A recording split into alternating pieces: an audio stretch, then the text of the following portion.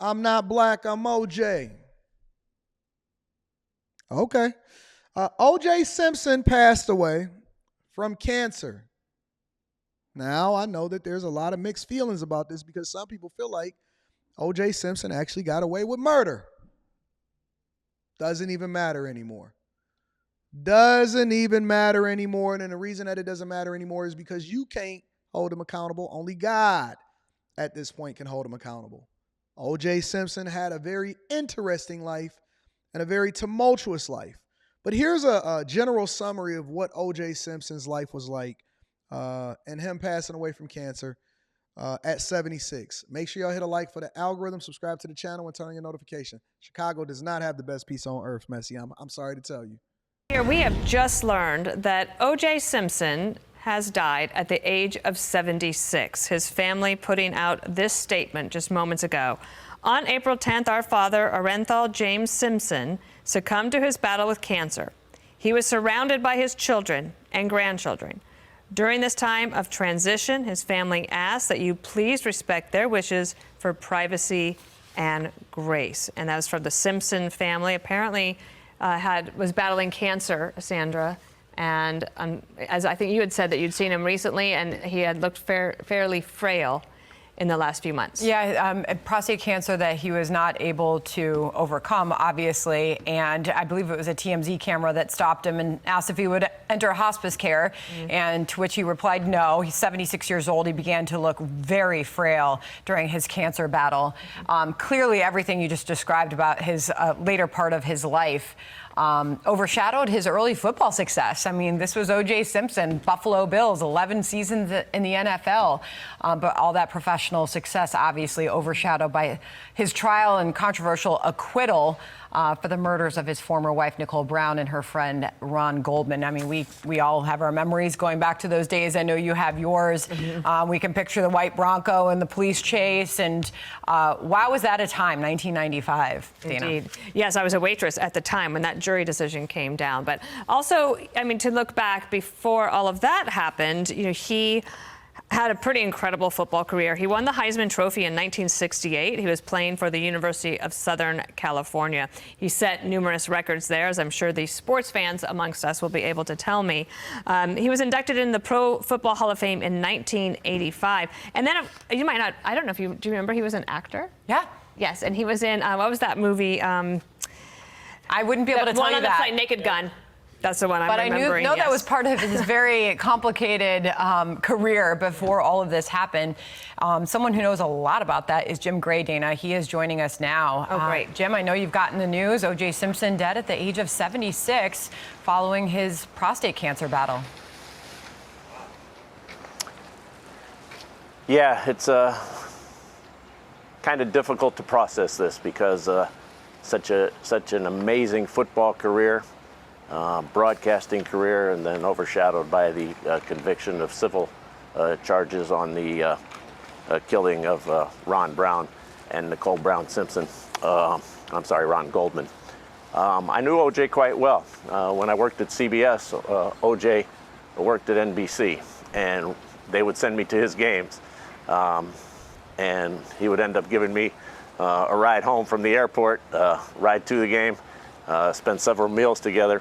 And I never saw a guy who enjoyed his public persona more than O.J. Simpson. He would show up at a place and everybody would light up.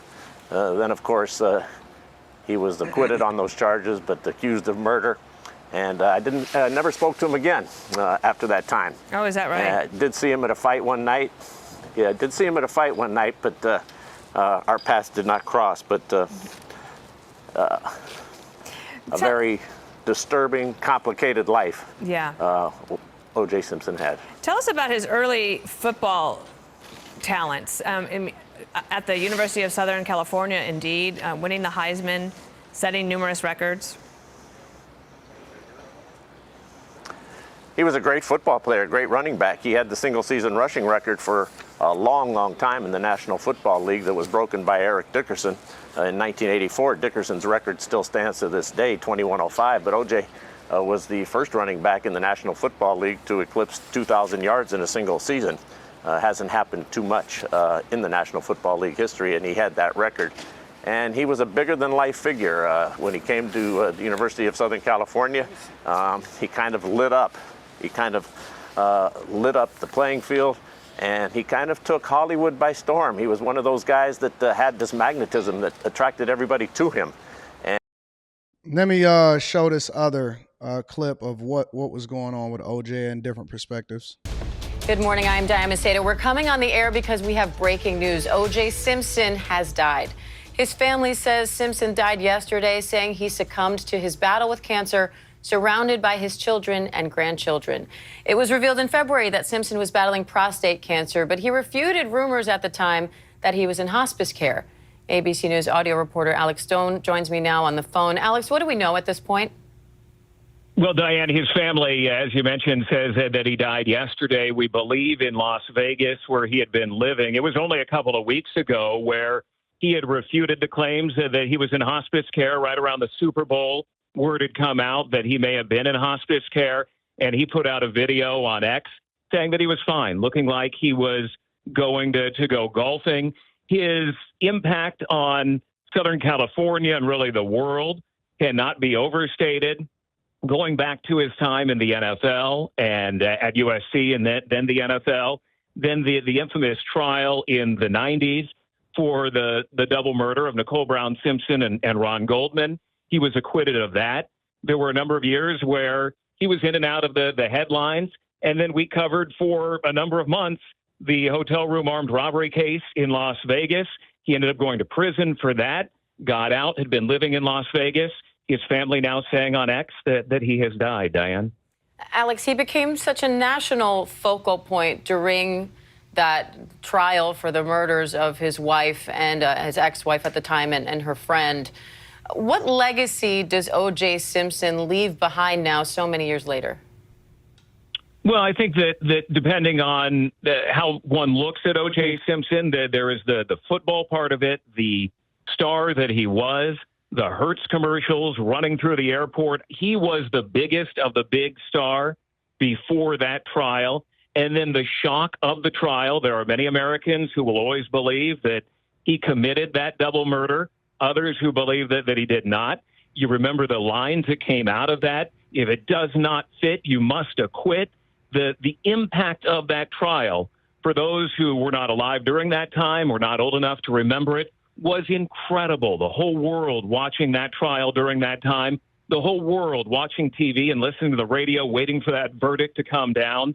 And then when it came down, much of America did not agree with it. And then he was sometimes almost comically in and out of the headlines over many years. And then to get in trouble again in Las Vegas, to get back his own memorabilia, he got into the memorabilia trade and selling his items over many years. And then went into retirement, always claiming he was looking for the real killers of Nicole Brown Simpson and Ron Goldman. There were always those who were saying he wasn't doing enough to do that. So I remember during that time, because I was a young dude at that time, I remember during that time that he was on trial, that it was just a divisive moment between people.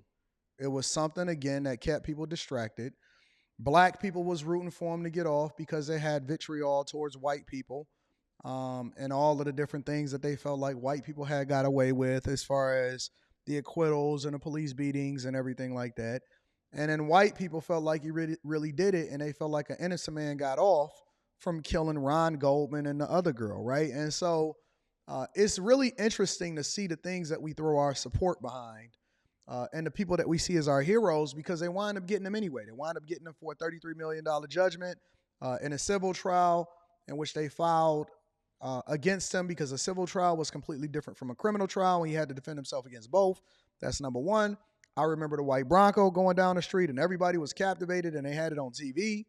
And I also remember him coming back and getting thrown in jail as a result of trying to get his own memorabilia back. And it was like, yo, we gonna get you anyway. So it's very interesting to see how polarizing people are. And the last memory that I actually have of O.J. Simpson is seeing him on It Is What It Is with Cameron and Mace.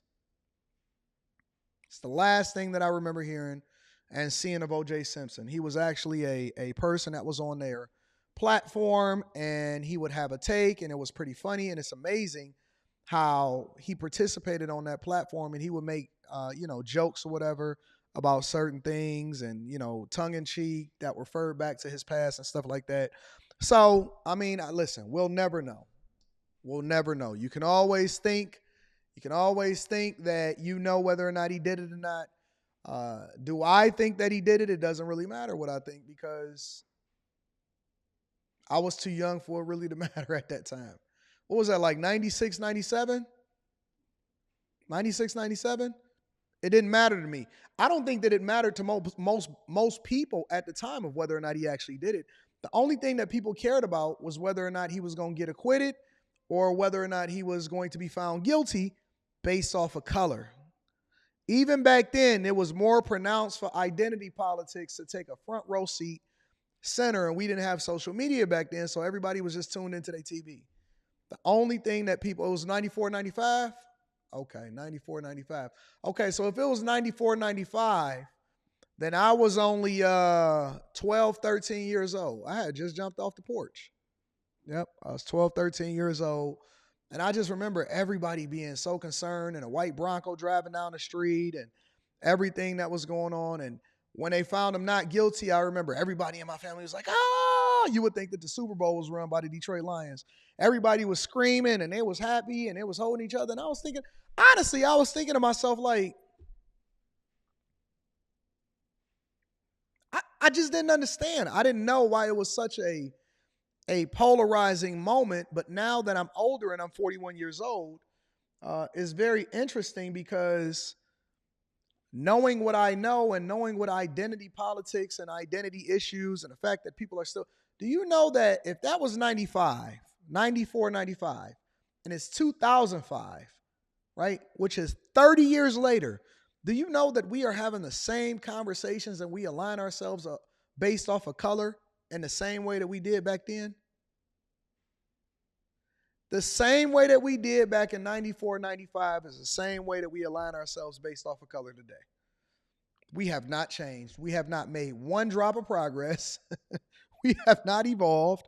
We still identify across however you identify as black, white, and all of this stuff. And it's still the same thing. We the same way that we was back in 94, 95. Crazy.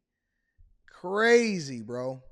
But he was acquitted, and he got a trial, and the jury found him not guilty. And then they tried to take away all of his money and sued him. And he went quietly into the wind, and he wound up dying of prostate cancer, basically old age, at 76 years old. I guess the other thing that I'm wondering is, what constitutes a long life, a full life? What constitutes a full life? Like, how do we say that a person lived a full life? What age? Because I seen somebody in the chat earlier, and they said, man, if you could live to be 76, 77, 78 or whatever, so on and so forth, as a black man, and you've really made it. Man, I felt like I made it just to make it past 18 and 21 years old, coming from Detroit, Michigan, in the 80s and the 90s. Being able to graduate from high school in the year 2000, and everybody was rooting for you. And it's so funny, because when you graduated back then to go to college, a lot of us at that time was the first people to go to college. We didn't know that we was going to be signing up for student loans. You know what I'm saying? A lot of us, the first time, a lot of us was the first of our family to go to college. And they were so happy for you to go to college. You just signed at the dotted line, and you didn't even think about the possibility of what student loans was going to be doing to you. You just signed up. You was just happy to be going. We remember the Freaknik, and we was on campus, and we was going to make it happen. Freedom, hoes, yes. And everybody went, and they signed up for their African-American studies and all of that stuff. And yeah, it was an interesting time back then. Interesting time. So, again, O.J. Simpson passed, and at 76 years old from prostate cancer. Guys, go to the doctor, get checked out. Go to the doctor, get checked out, okay? I go to the doctor every single year. I get checked out. I go to the dentist twice a year. If y'all got benefits on your job, if you have benefits on your job, use them. Go to the dentist, go to the doctor, get checked out. A lot of the stuff that we wind up getting into is preventable.